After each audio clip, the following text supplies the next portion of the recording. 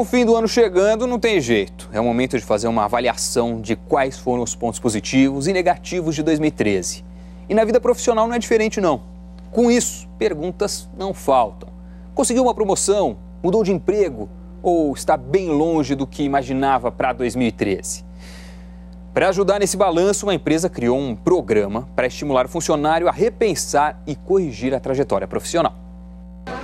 A frase não deixa dúvida. Aqui o profissional é estimulado a pensar a carreira, mas a empresa também ajuda. Um programa de gestão de desempenho indica o caminho. Primeiro, o funcionário faz uma avaliação dos resultados que apresentou ao longo do ano. Foi um ano de bastante desafio em quantidade de trabalho, né? Acho que foi um ano de bastante desenvolvimento pessoal pela administração de inúmeras atividades ao mesmo tempo, com diferentes áreas e tudo isso, né? Mas que no final ele culminou com um bom alcance de todas as metas estabelecidas. Depois é a vez do chefe. Para avaliar o funcionário, ele vai buscar a opinião de outras pessoas, como colegas e clientes. Busco colher aí informações de como as pessoas estão percebendo ela em todos os níveis, no nível inferior, no nível de par e no nível superior. Por fim, cara a cara, vão fechar o balanço do ano. É hora do funcionário falar e ouvir. Caberá ao gestor ajudá-lo a definir o que é possível fazer para melhorar a performance e avançar na carreira. Por esse programa passam todos os funcionários da empresa, cerca de 6.500 em todo o país. E os resultados são surpreendentes. Ao mesmo tempo que o profissional identifica os pontos fracos, ele aprende a vencê-los. E mais, ele passa a reconhecer as qualidades que tem e tira proveito delas. Todo mundo ganha. Se para o profissional é uma chance de alavancar a carreira, para a empresa é a receita certa para melhorar a produtividade. Nós, com esse processo, conseguimos alavancar esse resultado para acima de 80% de muita satisfação entre os funcionários, o que faz com que as pessoas deem o melhor de si e consigam, inclusive, ir além nos seus objetivos, porque elas sabem onde elas são fortes e nós também focamos muito em fortalecer as fortalezas, como nós dizemos, além de combater os pontos de melhoria. Então, essas duas coisas juntas fazem com que o funcionário aprecie mais o fato dele estar aqui e dê o seu melhor cada vez mais. E para falar sobre a importância de fazer uma avaliação sobre o desempenho profissional e as metas atingidas nesse ano, a gente recebe a vice-presidente da DMRH e da Companhia de Talentos, Maíra Bimurad. Boa noite. Boa noite, tudo bom? Tony. Seja muito bem-vinda. Obrigada. Maíra, final do ano, bom momento para a gente fazer aquele balanço de como foi a nossa carreira em 2013. E tomar 3 tipos de decisões, né? As ações que a gente deve continuar fazendo, aquelas que a gente deve cessar e as ações que a gente precisa começar a fazer. Para isso, o trabalhador tem que realizar uma autoanálise. Como fazer essa autoanálise de forma correta? Olha, acho que um bom jeito de começar fazendo essa autoanálise é pensar o que aconteceu comigo esse ano, né? Se você ficou estacionado, ou seja, terminou o ano com as mesmas responsabilidades que você tinha no início, com o mesmo trabalho, enfim, com os mesmos projetos, alguma coisa está errada. Porque o chefe, ele pode não dar feedback, mas chefe não é louco, Doni. Então, ele só dá mais responsabilidades, mais desafios, projetos diferentes para quem está entregando bem. Agora, quais são as principais perguntas que a gente pode fazer para tentar perceber como foi o nosso desempenho esse ano? Tem algumas dicas? Tem. Acho que primeiro é entender isso. Eu senti que eu progredi, ou seja, que eu estou fazendo coisas mais complexas, ou mais difíceis, ou mais interessantes do que eu fazia antes, né? A segunda pergunta interessante é: o que eu aprendi esse ano? Porque muito do autodesenvolvimento tem a ver com a capacidade de aprender com as experiências que se vive. Então, fazer uma listinha daquilo que você viveu e aquilo que você aprendeu é um bom jeito de entender se você está terminando o ano melhor do que você começou. E, claro, as coisas mais tangíveis, promoções, aumentos de salário, reconhecimentos, tudo isso, enfim, é mais concreto e consegue se avaliar uma boa performance. E o feedback é importante também, quando a gente recebe de chefe, de colega. Qual você acha que é o mais eficiente? É aquele de cima para baixo? É aquele em que os colegas te avaliam? De baixo para cima, em que os funcionários avaliam o chefe? Ou 360 graus, como algumas empresas costumam chamar esse tipo de análise? Todos têm o seu valor. Por quê? Porque as perspectivas são completamente diferentes. Então, um chefe está olhando alguém que está na equipe dele de cima, né?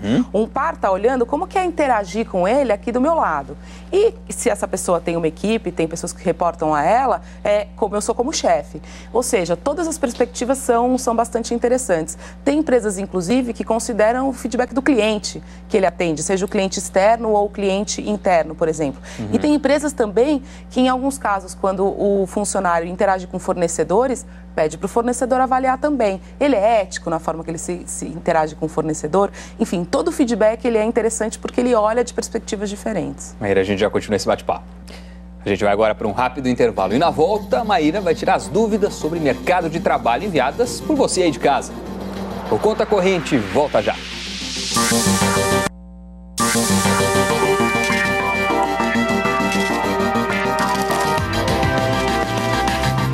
Conta Corrente está de volta. Fazer uma avaliação do desempenho profissional é uma tarefa comum no fim do ano. E a gente foi às ruas para saber como é fazer essa retrospectiva da carreira. Olha só. Fez um balanço da carreira em 2013? Ainda não, vou começar a fazer a partir da semana que vem. Foi um ano totalmente produtivo. Eu saí de uma empresa, entrei aqui e teve um crescimento. Para mim não, porque eu fiquei muito tempo afastada. Fiquei 7 meses afastada em licença saúde, né, e maternidade junto. Então foi um ano parado para mim. Não tive promoção, não tive nada por conta disso. Eu mudei inclusive de área, né? Mudei de cargo, consegui algumas coisas que eu já estava plantando no passado. Aquilo que eu propus a fazer esse ano foram alcançados. Os objetivos foram alcançados, sim. Você chegou a estabelecer metas para 2013? Estabeleci no final do ano passado e já cumpri 80%. Quais metas você conseguiu atingir? Consegui trocar de posição, então eu queria uma promoção, consegui mudar alguns hábitos de trabalho que eu tinha que me prejudicavam um pouco, com relação à organização, até mesmo de relacionamento com outras pessoas em volta, também consegui melhorar. Então, assim, eu fiz um balanço até por coincidência esses últimos dias, assim, e acho que fui bem, eu consegui conquistar os objetivos que eu tinha. Promoção, aumento de salário? Não, isto não, infelizmente, mas faz parte. Isso vai ficar para 2014? Vai ficar, aguardamos. 2014 a gente pensa em ter outras promoções e crescer dentro da empresa. Se for pensar como planejamento, é para conseguir conciliar a faculdade, ir bem na faculdade e no trabalho. Em 2014 que eu vou buscar mais é uma promoção no trabalho, buscar mais o reconhecimento daquilo que eu estou fazendo. Bom, tem um pouco de tudo aí, né? Vamos voltar a conversar com a Maíra? Maíra, a partir do saldo das reflexões, aquelas que a gente estava falando no primeiro bloco, a gente tem que traçar as metas para o ano que vem. Qual é a melhor forma de traçar essas metas profissionais? Porque não é exatamente a mesma coisa que aquelas metas que a gente pensa na virada do ano, estourando champanhe, que o que eu quero para a minha vida, né? Algo mais concreto. Perfeito. Sonho é sonho, meta é meta, né? Então, sonhar com uma vida profissional melhor é uma coisa. Agora, a meta, Doni, para ela funcionar, ela tem que ser, em primeiro lugar, específica. Ou seja, quero crescer na carreira é uma meta extremamente abstrata. Então, ela tem que ser, quero ser promovido para o próximo nível ou mudar de área para a área tal, para que você possa, de fato, fazer coisas para atingir aquela meta. Então, o primeiro ponto, ela tem que ser específica. Tá. O segundo ponto, ela tem que ser mensurável. Ou seja, eu tenho que saber, a hora que eu atingir a meta, se eu atingir ou não. Né?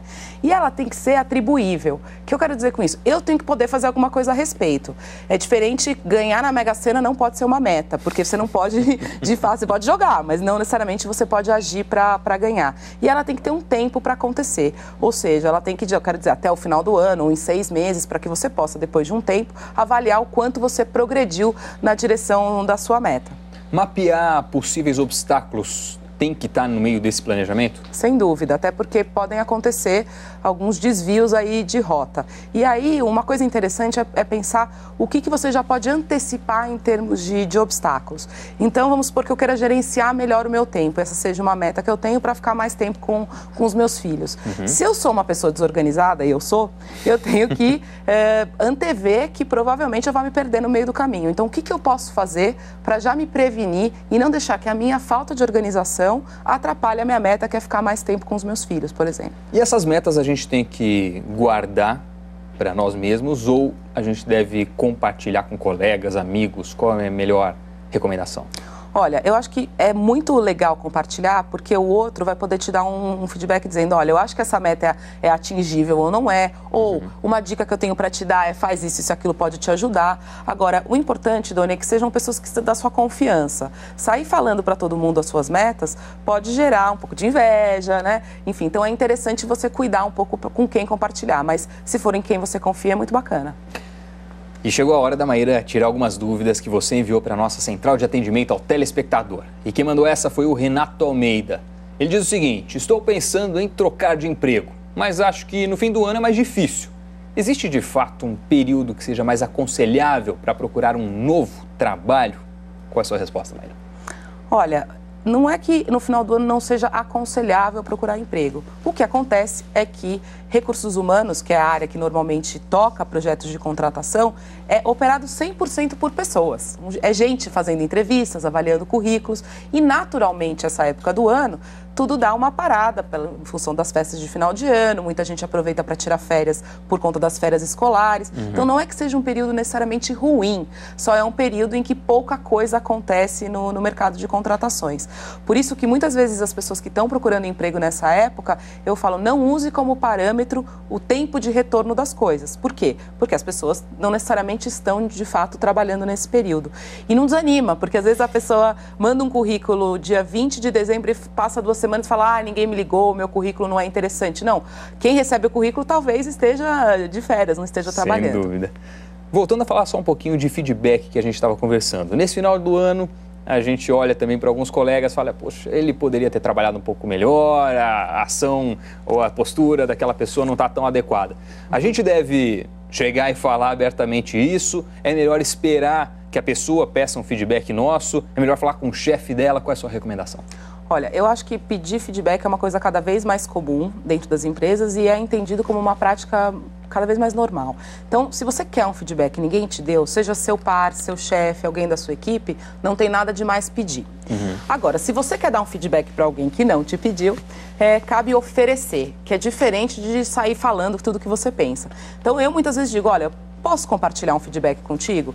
E muitas vezes as pessoas falam, não pode, ou não quero, ou enfim. E o outro tem direito de não querer. É legítimo também, né? É legítimo, absolutamente legítimo, mas é interessante oferecer se você tem algo para dizer, porque muitas vezes as pessoas se comportam de uma determinada forma, fazem de mais alguma coisa ou de menos alguma coisa, simplesmente porque elas não sabem. Ninguém nunca contou para elas que as coisas precisam ser diferentes. Então, se você tem um feedback para oferecer, entenda como um presente e ofereça ao próximo.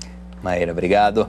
E se você em casa tem algum comentário, uma sugestão, uma dúvida sobre carreira, mercado de trabalho, para que a Maíra, para que os nossos especialistas aqui respondam ao vivo no estúdio, pode também ser sobre empreendedorismo, investimentos, fale com a gente. É só entrar em contato com a nossa central de atendimento no número 4002-2884, custo de uma ligação local, ou você pode falar com conta corrente também pela internet, no endereço falecoaglobonews.com.br, faz um cadastro rapidinho e deixa lá seu recado e sua pergunta.